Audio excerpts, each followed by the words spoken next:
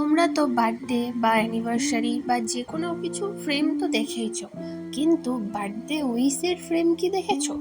আমি এরকম কিন্তু আগে কোনোদিনও দেখিনি, আর এটাই আমি প্রথমবার করলাম।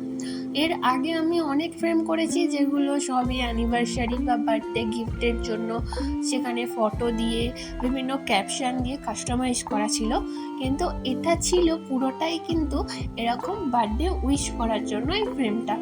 আর এটা অর্ডার করেছিল কিন্তু এক দিদিভাই, আর দিদিভাই আমাকে বলেই ছিল যে এটা আমি তাকে গিফট করব, কিন্তু এটা বার্থডে উইশ করার জন্যই নিচ্ছি। তো এখানে দিদিভাই আমাকে কিছু রেফারেন্স ফটো পাঠিয়েছিল, সেই রেফারেন্স ফটো দেখেই আমি কিন্তু পুরো কাজটা কাস্টমাইজ করেছি দিদিভাইয়ের মনের মতোই। আর কিছুটা আমি গ্লিটার অ্যাড করে দিয়েছি, যেটা আমার মনে হয়েছিল যে বড্ড ফাঁকা ফাঁকা লাগছে, তো সেই অনুযায়ী আমি গ্লিটার অ্যাড করেছি। এবার তোমরা দেখে জানো তোমাদের কেমন লাগলো।